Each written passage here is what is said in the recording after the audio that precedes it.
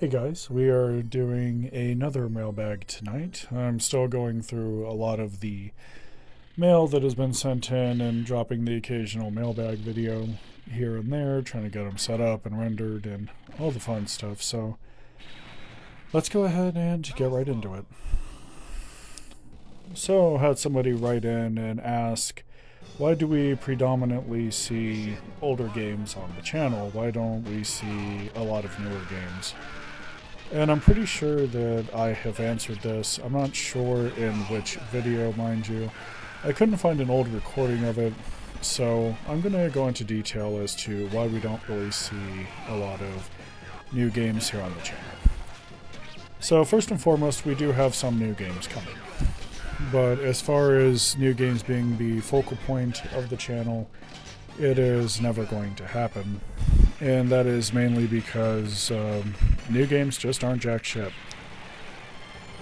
I wanted to do older games simply because when it came to long plays, old is gold.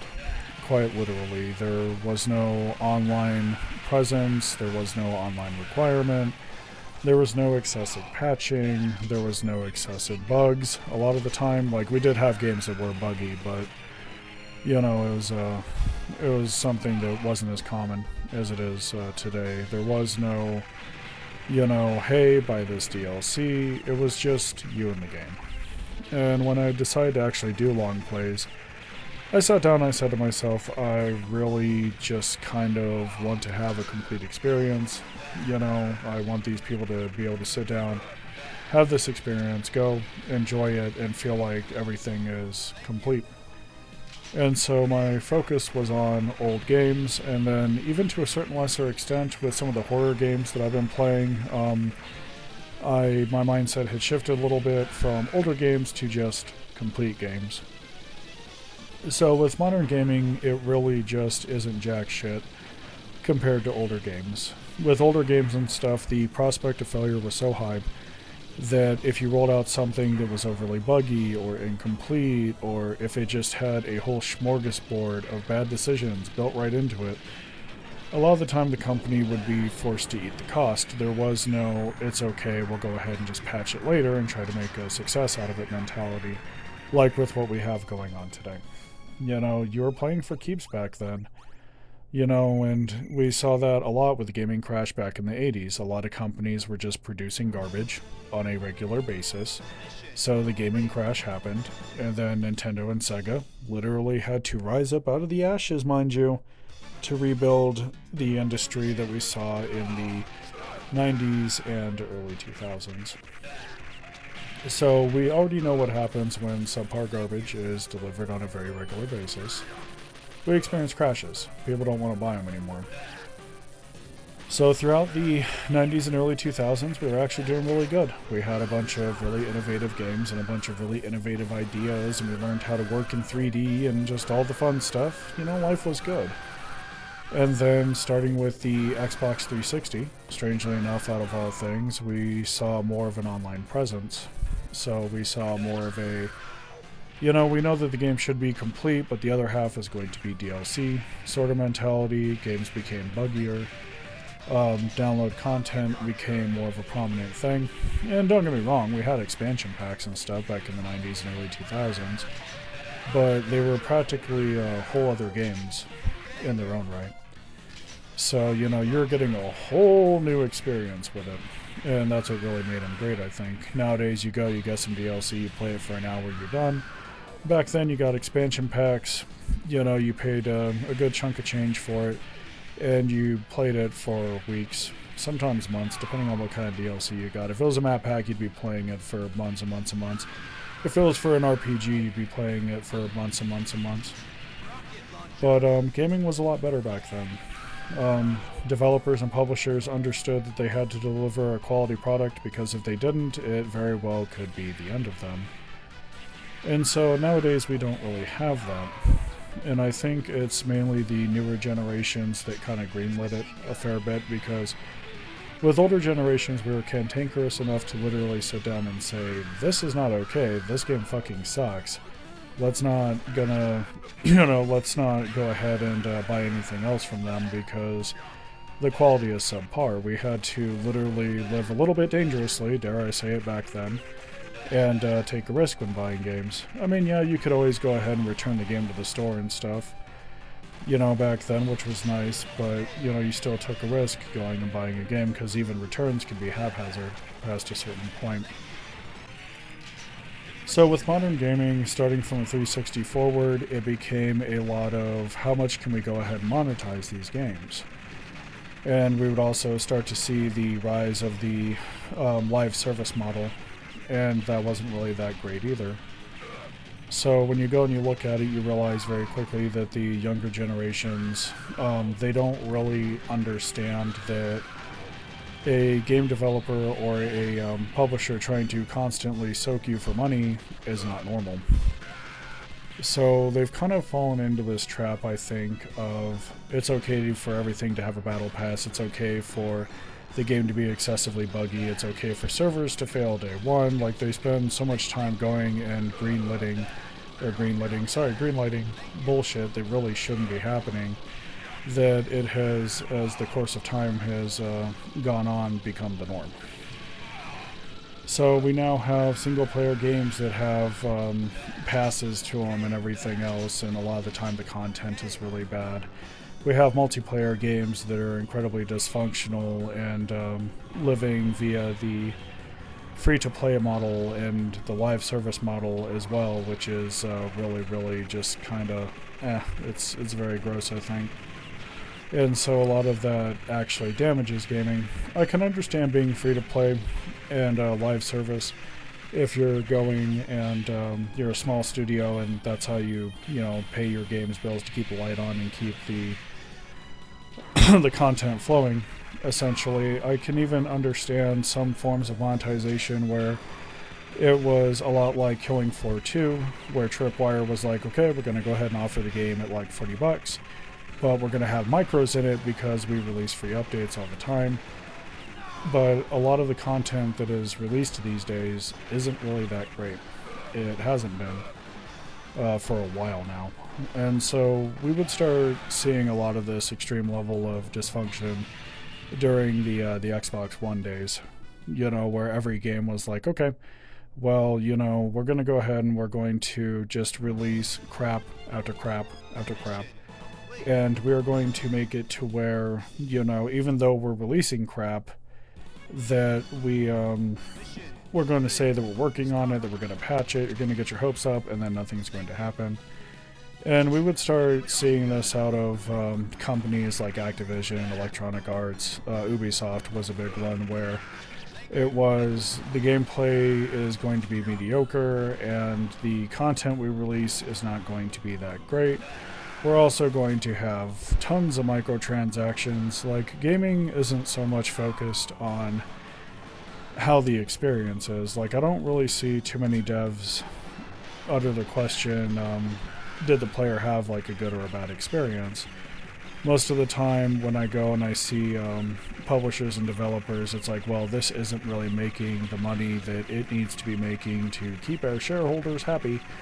So we kind of go and we see this a fair bit, where it becomes focused on the shareholders and, what makes them happy, because, if they're not happy, then they're going to run away and then the company's going to have issues. So a lot of gaming has become incredibly shareholder-centric. It's not about the gamers anymore. It's about how much money can we soak these poor fools for and then get away with it on top of it. And so modern games suffer from that immensely. We don't really go and get complete experiences anymore. I know with single-player games, because I don't really do a whole heck of a lot of online gaming anymore outside of the occasional MOBA and hero shooter. With single-player games now, it's a clear-cut point of, okay, we've released this single-player game, and we know that people are only going to go and play it once. Well, how can we go and get them to spend additional money on the game? And so single-player games don't really have that livelihood that multiplayer games have, because with multiplayer games you can just sit there and say, oh, okay, well, people are still playing the game. Let's go ahead and make like a map pack or like a skin, something, right? and go ahead and release it to try to sit there and make some money off of it. But single player games don't really have that, so they try to screech by with expansion packs. And that doesn't really work out too well because a lot of the expansion packs are actually quite bad. You know, I don't really see too many publishers going and releasing complete experiences. I know that when it came down to, I think Capcom, they were like, okay, well, we don't really know how to monetize this game anymore, so we're going to have a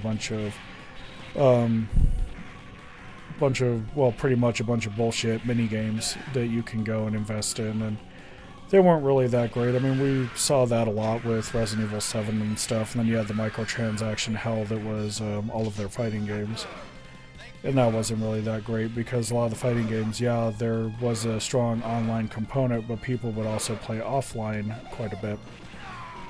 So a lot of the younger generations, I think, kind of go and think that this is normal for your game to constantly be milked and squeezed, and for you to be constantly milked and squeezed. And I also think that people game a little bit too much as well. Like, they're always kind of endlessly consuming and stuff, which kind of hurts their wallets in the long run.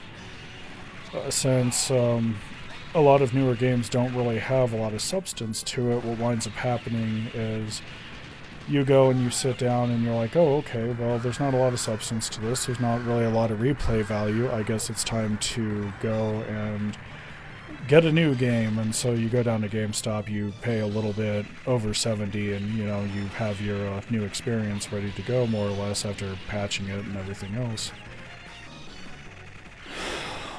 It really, the rampant overconsumption, I think, kind of kills it for me with modern games, because now that the market has kind of caught on to the fact that instead of going and releasing a solid game that people go and they play over like a course of over the course of like months or maybe a year, they can go and just release a bunch of games, have them be mediocre, and people will literally go and endlessly consume it. I think that now that they've had time to latch on to that and understand that it's no longer about the quality of a game, it's about the quantity. How many can we release? How many experiences can we develop over the course of time and then manage to deliver over the course of a year? And I think that just really kind of shit all over it a fair bit, because I'm very much so of the mindset of I would rather have something be high quality than just have a ton of options. Like, there is a such thing as oversaturation, I think, and a lot of people kind of forget that. So when I was younger and stuff, to put it in perspective, you would get like 2, maybe 3 games a year. You had to make them last because back then they were actually kind of expensive. And that was pretty much it. But nowadays, kids will go through a game over the course of 2 weeks and then, you know, say to themselves, oh, I'm just ready for the next one. And so you would go from 2 or 3 games a year upwards to 24, 25. You know, it pretty much basically stops when your wallet does. So the younger generations don't really understand that a lot of the content they're consuming is actually subpar. They have been dealing with it for so long, primarily because they were raised around it, that they actually think that it's normal. So instead of sitting there saying, oh wow, this game's really, really buggy, they didn't do a very good job, they have the mentality of, oh, you know, it's natural for all these games to be buggy and stuff. They'll patch it eventually, and they kind of go down the pipeline with it a little bit. So we're seeing this progressive decay in modern gaming that very closely mimics the crash that we had back in the 80s. And people seem to think it's normal. So now it's kind of generated this toxic behavior, because those that recognize the fact that gaming is extremely low quality now, they're very pissed about it, as you could probably imagine. And so we have gamers threatening devs mouthing off about gamers and stuff, and complaining that their product doesn't sell because they mouthed off about gamers. And, you know, it's been this ongoing issue for a very long time. I'd have to say easily that the last 10, maybe 11 years. And so none of it is really natural, you know, but, you know, you go and you look at it and stuff, and you kind of say to yourself, oh, okay, well, how did we get to this point? The newer generations greenlit it. they didn't have the backbone to say this is not okay.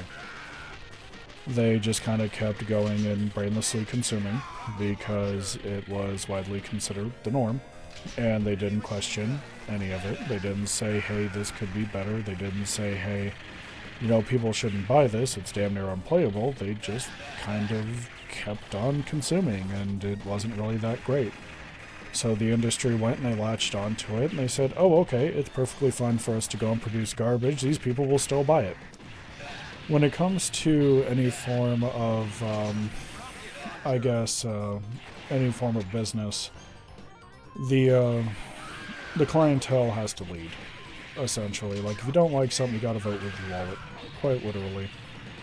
And a lot of people these days don't really understand that. They kind of, especially with games like Call of Duty and Battlefield, you know, they don't ever realize, you know, hey, this shit sucks, but, you know, if we, you know, keep doing it, you know, the developer, the publisher, they're both going to be like, this is okay. And so it's become an issue because they don't have these realizations. They don't realize that if they don't like something, you know, it's never going to change if they don't say something. So it's kind of this revolving door with modern games. I very much so come from that era where you went ahead, bought a game, came in a very large box, you brought it home, you stuck it in your console of choice, or you played it on your computer of choice via 3.5-inch floppy disks, and that was pretty much it. You know, patching was not common back then. For consoles, patching was not possible at all.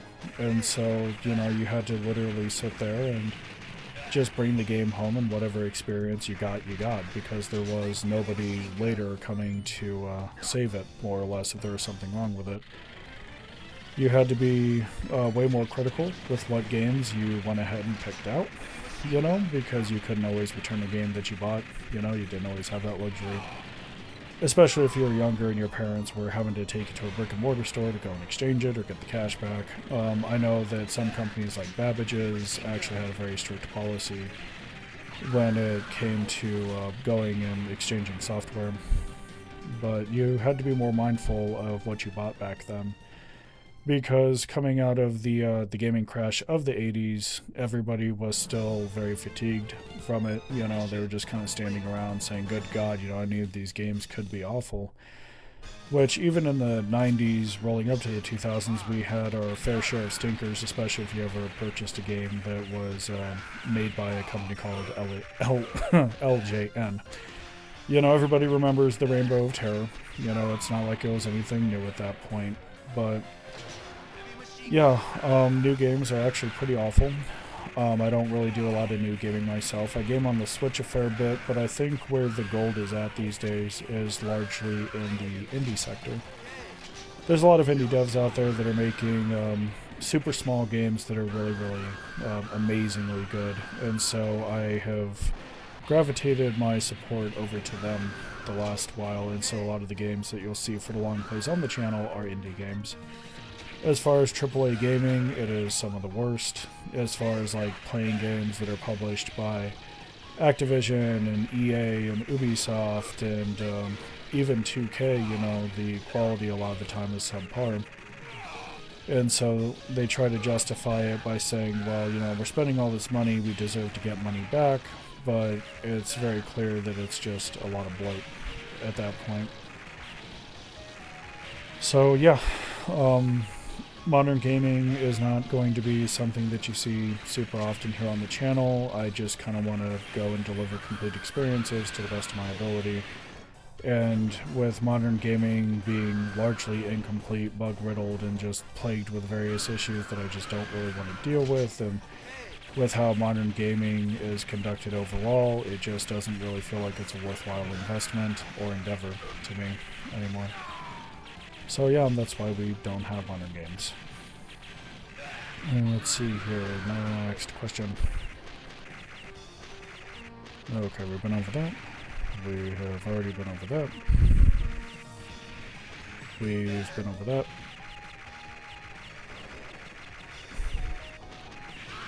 Oh, there we go. why don't we see a lot of gameplay of multiplayer games?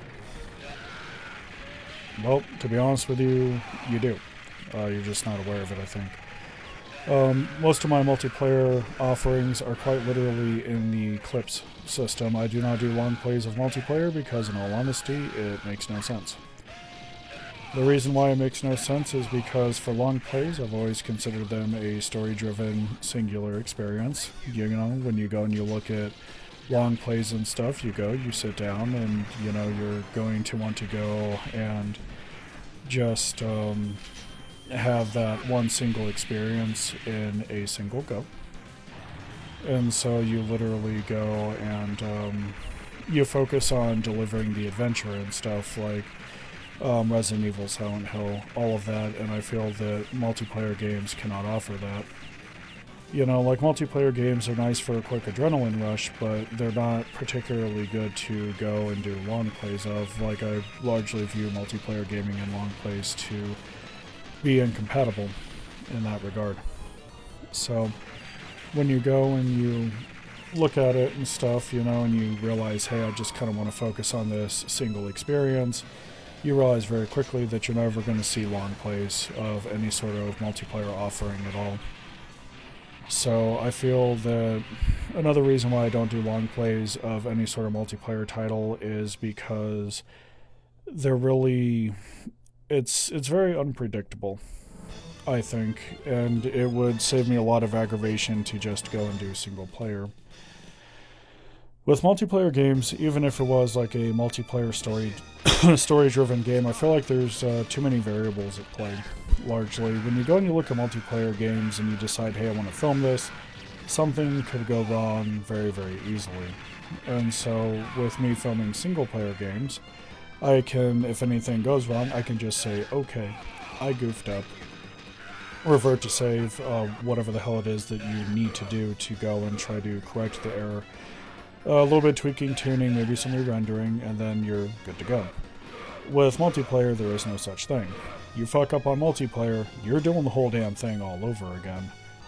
You know, pray to God that maybe there's a chapter select somewhere. So I think, in all honesty, when you go and you realize this, it's easier to just go and do single player because you have more control over it. If something happens that's kind of on you at that point, and you just kind of say to yourself, okay, well, I need to go back and I need to go and fix this. You know, like, it's 100% your responsibility at that point. So that's really, I think, just kind of the thick of it. You know, you go and you look at it, and, you know, when you realize that multiplayer has a substantially more dynamic nature to it, you know, anything that can go wrong most likely will go wrong. So it's just something that you go and you think about a little bit as time goes on, I think. There were points in time where I wanted to do complete long plays of, like, Diablo 2, Diablo 3, and then at the time people were offering, oh, hey, we can go and do it in multiplayer, but I had kind of quietly said to myself, there's too much that can go wrong and stuff, and I kind of just go and I look at it, and, you know, I just realize, oh, okay, you know, this really just isn't the direction that I would like to go in. And then there's also additional issues with it, I think, where when you go and you look at it, if the recording gets botched for whatever reason, you would have to go and say, okay, well, I want to do multiplayer again, I have to get more people together. And so you sit down and you say to yourself, I have to reorchestrate pretty much all of this, and that's not really that great. Whereas with single player, if anything goes wrong, which, you know, with the card, it can very easily go wrong with, like, a corrupted frame or something. You know, you literally sit there and you just kind of say, okay, this is not a problem. I can go back and refilm and reshoot if need be. And we can just go ahead and get to where we need to be via that method. So it's really just kind of weird, I think, because part of me would like to do multiplayer, but another part of me realizes that I'm already kind of doing multiplayer to a certain lesser extent. Like, I'm already sitting down and saying, oh, okay, I have all these clips of, like, double kills, triple kills, quad kills, various funny things that you can go and watch. It in all honesty, doesn't really make much sense for me to sit down and say, okay, let's go ahead and do a log play of like a multiplayer offering. It's not something that really does make sense at that point. So for the long plays, I decided that I wanted to keep it as a separate experience. I wanted to sit down and say, okay, we can go and we can deliver a story-based experience to these people. Some of them, well, the vast majority of them are going to be like 3 or 4 hours long. Some of them are going to be really cool about it and be like 8 or 9 hours long, for like the super long plays. And, it just really was something that I just kind of sat down and said to myself, let's just go ahead and try to deliver it. And try to do it in a single go as well, so that's why we don't really do multiplayer-based long plays on the channel at all, and, I'm okay with that. So, let's see here. We've already answered that. And we have already answered that. Oh, here we go. Do you ever plan on doing rehashes of your old videos? Yeah, I have thought about that. I have thought about that extensively. There is a portion of me that would really like to go and rehash all of the Metal Slug games, because at the time that I was going and filming them, the only way that I had to play Neo Geo titles was via emulation on RetroArch. And filming all of that in 60 frames was rather hard. The frame pacing on those videos is bad. I'm fully aware that it is bad because I've gone back and, examined them and kind of said to myself, okay, we're going to go ahead and see how well these had come out. I have thought about doing Metal Slug, all of them all over again, because I do have them on the Switch, and I do have them functioning in a much better state. The frame rate is way more consistent with the recordings and stuff that I'm able to go and produce on the Switch. And so there has been various points where I've sat down and said, okay, maybe we should consider going and redoing these, more or less.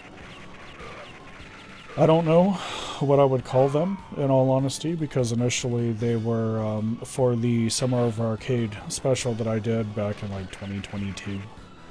And so I'm just kind of saying to myself, do I really want to go and do these rehashes? Part of me wants to say yes, because they're amazing games, they're super fun, but the other part of me is like, is there enough of a change and a difference to warrant going and doing it again? Because I would be going and doing it on the Switch, of course. It would have like a 16:9 aspect ratio, slightly cleaned up visuals.